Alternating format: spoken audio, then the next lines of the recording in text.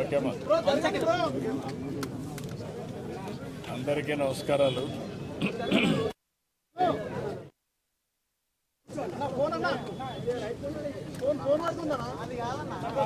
కొద్దిగా జరుపుకోండి మా తమ్ముళ్ళు, కొద్దిగా జరుపుకోండి. అందరికీ నమస్కారాలు. ఈరోజు కోట శ్రీనివాసరావు గారు చనిపోవడం చాలా బాధాకరం. మొన్నటి వరకు చాలా ఉత్సాహంగా చలనచిత్ర పరిశ్రమ 40 సంవత్సరాలు నటనంటే ఏ విధంగా ఉండాలనో నటించి చూపించిన వ్యక్తి కోట శ్రీనివాసరావు గారు. వారితో నాకు దగ్గర సన్నిహిత సంబంధాలు ఉన్నాయి.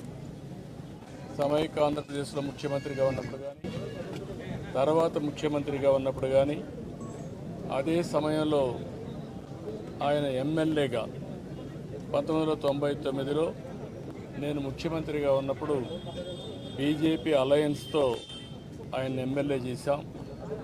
ఎమ్మెల్యేగా ప్రజాసేవలో కూడా బాగా రాణించాడు. సినిమా రంగంలోనే కాకుండా ప్రజాసేవలో కూడా బాగా కృషి చేసిన వ్యక్తి కోట శ్రీనివాసరావు గారు. ఈరోజు మనందరం కూడా ఆయన డైలాగులు చూస్తే ఒకే సీన్లో ఏడిపించగలుగుతాడు, భయపెట్టగలుగుతాడు. అలాంటి అరుదైన సంఘటనలో అరుదైన నటనతో ఒక విలక్షణ నటుగా ప్రఖ్యాతి పొందిన వ్యక్తి. ఒక తెలుగే కాదు, తమిళ్, కన్నడ, హిందీ అనేక సినిమాల్లో 750 వ్యక్తి కోట శ్రీనివాసరావు గారు. ఆయనకు పద్మశ్రీ అవార్డు రావడం, ఇవన్నీ కూడా 7 నంది అవార్డు కూడా వచ్చాయి. ఈ విధంగా అనేక అవార్డులు కూడా వచ్చాయంటే ఆయన చేసిన కృషి, ఆయన యొక్క ప్రతిభే కారణం.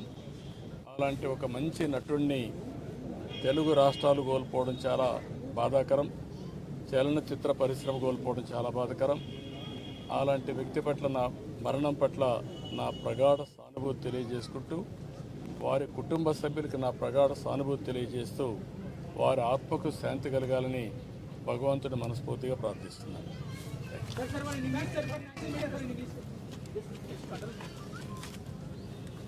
కోట is a great actor. Nobody can compensate his death, replace him. He worked for the last 4 decades. He acted 750 films. He acted not only in Telugu, Kannada, Tamil. He had a track record of acting in films, nearly 750 films. He got 7 Nandi Awards, and also he worked as MLA also for 5 years. I was very happy to associate with him as public representative. When I was CM, he was MLA. He has done tremendous public service at that time. Today, we are all unable to digest his death. Anyway, he has done extremely well for the welfare of the people, and also he contributed for the Telugu film industry and other film industry also. I pray God to give him his soul in rest, and also I pray God to console their family members, to recoup and move forward. It is a destiny nobody can escape. Thank you.